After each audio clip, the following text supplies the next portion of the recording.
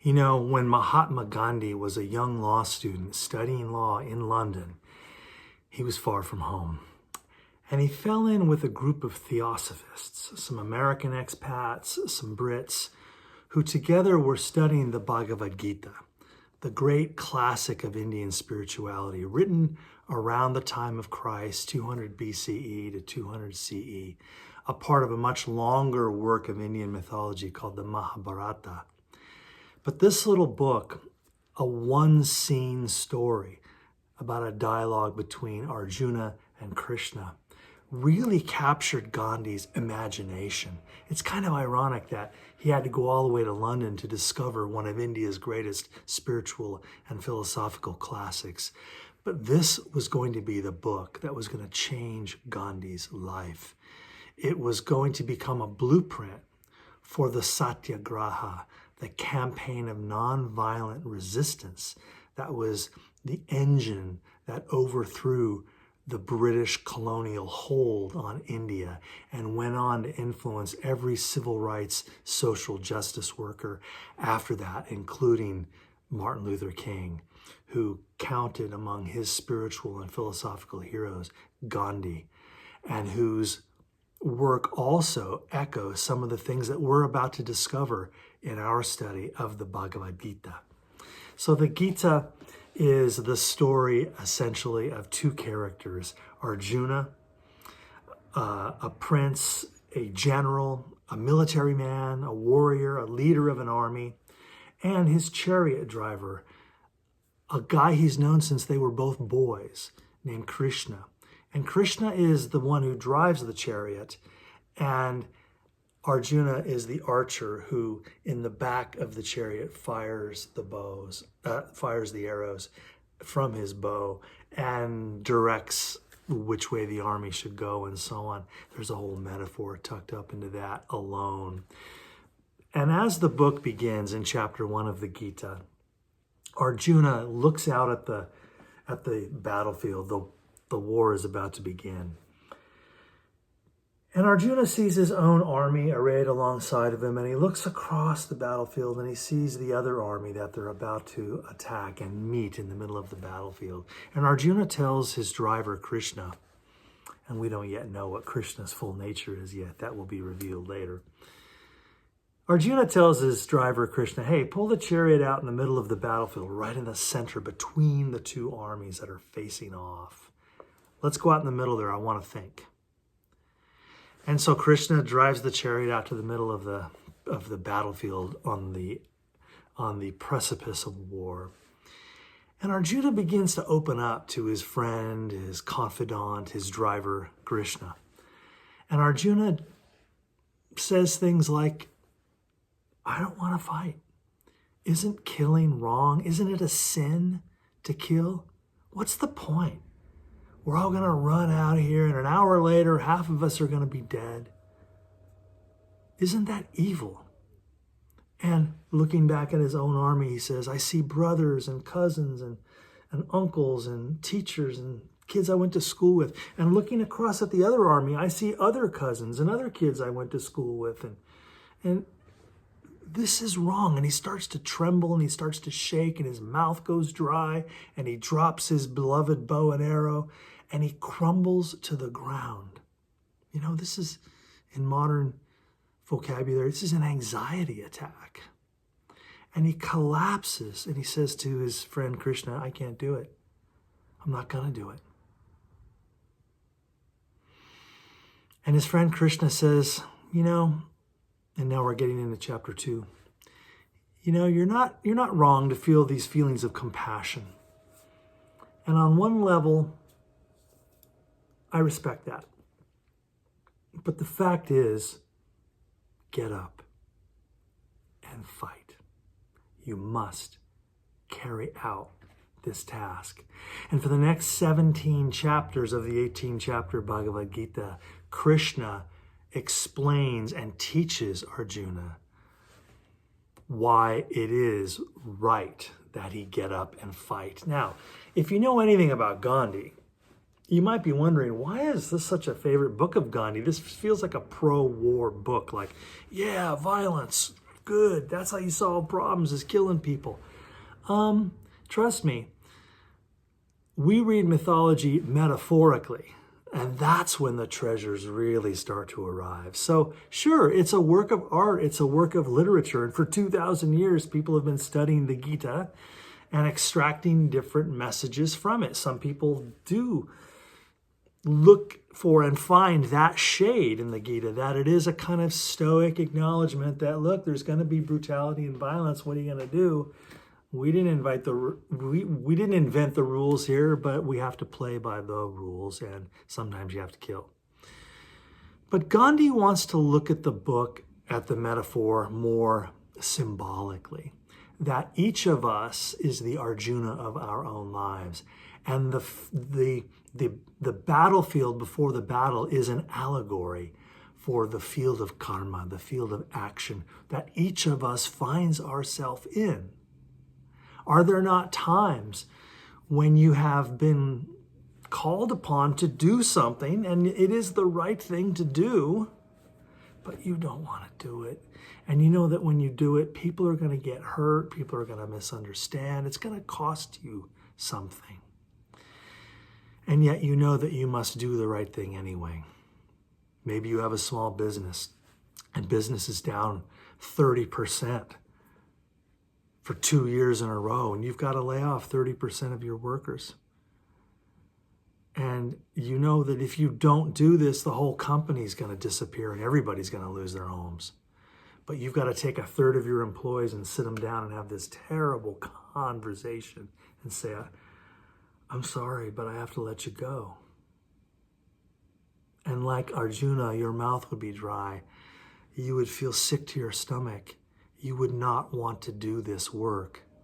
So the spiritual teaching of the Bhagavad Gita can really be summed up in 3 big ideas, and I want to look at those 3 ideas with you. And maybe understanding the pedagogical power of myth, the teaching power of myth, maybe, if it's true that each of us is the Arjuna of our own lives, maybe by looking at these 3 core teachings of the Bhagavad Gita, we might carry with us some wisdom that I can wield in the struggles that I'm engaged with in my own life. Let's see, let's find out. So the first thing that Krishna teaches Arjuna right there in chapter 2 is about the atman. And as we've seen in the Vedanta or Hindu view, the atman is the name of the presence of Brahman within us, the capital U, capital S, universal self, the one consciousness in which we all participate.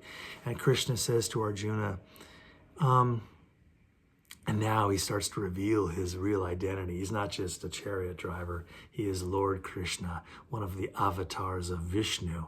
And he says curiously, already in chapter 2, he says to Arjuna, I have already slain all of these warriors. Meaning that death is going to come for every living thing already anyway. So don't get so hung up on death. And then Krishna directs Arjuna's attention to the atman within. And he says this beautiful line. He says, there was never a time when you did not exist, nor will there ever be a time when you cease to exist. Now he's not talking about my body, my ego, my Peter Boland identity. He's talking about the atman within, which is birthless and deathless. There never was a time when you did not exist, nor will there ever be a time when you do not exist. So that immortality in both directions, that's where Krishna starts the teaching. Start understanding, as Buddha will put it too, all forms arise and all forms fade. You can't really do anything about that. And you're in the field of action, and you can't opt out, as we discussed in an earlier video. Action is inescapable. Karma is inescapable. You're in the battlefield. Sure, you can collapse and weep and fall into paralysis as Arjuna did at the beginning of the story. I mean, who hasn't had days like that where you just melt and you're like, I can't do it. And we all have those because we're human, and that's normal. But the teaching of the Gita is to find the courage to stand up and do the work that has been given to you to do. And that's the second teaching, dharma. And that particular definition of dharma as duty, that Brahmanatman, the eternal, formless, sacred source, came into temporality, came into time, and took form as me, took form as you. We have a purpose. The work that is given to us to do is the work that Brahman wants to get done. And Brahman uses us as instruments, the way a carpenter uses a hammer to pound in a nail. In that sense, our life is not our own. Our life is not our private trifle, our private plaything, our private property. All this talk of I, me, and mine has got to go. And instead, we begin to see our life as an opportunity to be the instrument through which God plays the song of the universe. And that sense of dharma, Krishna says to Arjuna, you were born into the warrior caste, the Kshatriya caste. You're not a monk. You don't get to go meditate in the woods. You're not a school teacher. You're not a Brahmin, a priest studying the scriptures, running rituals. This is your gig, politics and protection. And if you don't fight this battle against those guys, they're going to come over here and kill you. And they're going to kill your whole family. You're going to burn your village to the ground. When you fight, people will get hurt. If you do not fight, people will get hurt. The violence is going to happen anyway, whether you participate in it or not. And that is a chilling realization, that each of us is in conflict all the time. Many of my students at Southwestern College are applying for admission to San Diego State University. And I'll just pull some numbers, some very rough numbers out of the air. For next fall, San Diego State University is going to receive 50,000 applications. They can only take 8,000. So 40,000, 8,000. That means 32,000 applicants are going to die on the battlefield. And if you're one of my students and you're applying for San Diego State, you want in. You're beefing up your resume. You're doing intentional service. You're bringing your grades up. You're writing a great letter, a great personal essay. And you're fighting for your place because you feel yourself called there. It's not that you hate those other students that are applying there. You've got nothing against them at all. That wonderful line, don't hate the player, hate the game. There's this sense that we are all participating in a fairly competitive field called life. When you apply for a job, 200 other people apply for the job and you get it. And that means 199 people get the rejection letter. It's not your fault. We are performing the work of nature when we have ambition and when we compete for our place. And there are winners and losers. So there is a way to be in the quote-unquote battle, the allegorical battle of life. There is a way to do it without personal rancor, without hatred, with respect for all of the people you're in the struggle with, and respect for yourself, and to uphold the dignity of them and you. And that is our dharma, to play our part. And the third idea of the Bhagavad Gita kind of comes right out of the dharma idea, is karma yoga, that we also talked about the other day. To put it in plain words, selfless action, performing action without attachment to the results. Krishna says in the Bhagavad Gita to Arjuna, you have the right to work, but you do not have the right to the fruits of work. And in chapter 3, Krishna tells Arjuna, and now I'm connecting dharma and karma, when you perform the work of your dharma, that is Brahman working through you. You're not even doing the work. When you perform the work of your dharma, your sacred duty, your purpose, the reason you're here, when you give that, that's not even you doing the work, Krishna says. That's Brahman working through you. And now we're back to that St. Francis prayer, that beautiful prayer from the Christian tradition. Lord, make me an instrument. Use me. When I speak, speak through me. Use my hands to continue your creation. I'm paraphrasing now. So that sense of becoming a channel through which the divine does its work, that sense of karma yoga. This is how you and I are to conduct our life. This is the pedagogical teaching of the Bhagavad Gita. There's a reason Gandhi took to this book, because for him it answered a profoundly cosmological question. How can I be an individual in this world and on the surface kind of be in competition with everything, and yet below the surface acknowledge and affirm and celebrate and prayerfully manifest my oneness with the all that is, including you? This is the mystery and the paradox at the heart of the Bhagavad Gita, how to live in this competitive field of action, this battlefield, and still prayerfully manifest loving kindness. Maybe the mind will never understand this because it is a paradox. The two things just don't go together. But for Gandhi, the Gita is the big metaphor. How to view life as a battlefield, quote unquote, and the recognition that I cannot not act. I can't opt out. He tried that at the beginning of the story. He tried to collapse and say, I don't want to do this, like Jesus in the Garden of Gethsemane. Father, take this cup from my lips. We are all Jesus in the Garden of Gethsemane.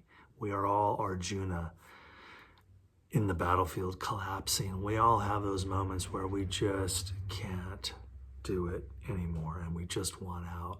We want to escape. But something in us, our soul, our atman, if you will, is urging us to be courageous, to take the risk, to step into action, but to do action in a certain way, not for my ego, not because I'm trying to control the outcomes, but humbly, lovingly, reverently show up in the field of action and do what I have to do, not for myself, but in service of the good. We cannot not act, but we have freedom in determining how we are to act not from our lower chakras, not from our ego and the need to dominate, but to act from our higher chakras, our illumined consciousness, our Brahman, Atman consciousness, to root our actions there and to act selflessly in service of the good, and to do it letting go, do it without attachment. I often think of Martin Luther King, for whom Gandhi was such a touchstone. And King talked a lot about that. He said the moral arc of the universe is long, but it bends toward justice. And guess what? It doesn't bend itself. You and I must do the bending.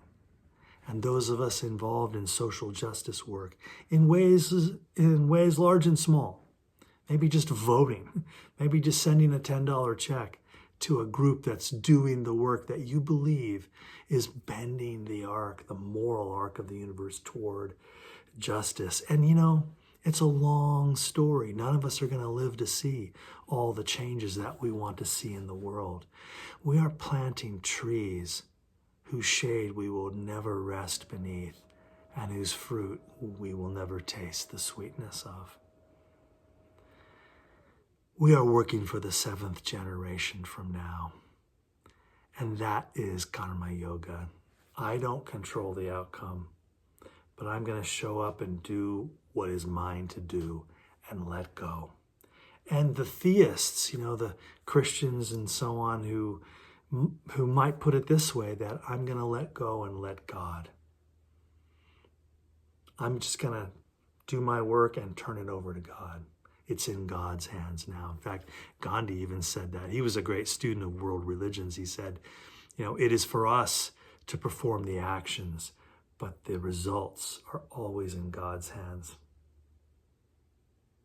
That doesn't mean you sit there and do nothing and say, God, do everything, take care of it, fix it. Why is there evil? Why, No, we get into position and we take warrior pose and we use every skill in the box, our mouths, our minds, our hearts, our hands, our love. And the Gita, the Bhagavad Gita then, is that perennial mythological reminder that you and I are the Arjunas of our own lives. We find ourselves inescapably here in the field of action. We cannot not act, and so let us act consciously, mindfully, lovingly, in a conscious sense of service and surrender. What Gandhi called renunciation, letting go of the outcomes, but working as fiercely as we can for what is right, for what is good, and for what is just. That is why we are here. That is how we realize our oneness with the sacred source that is. Namaste.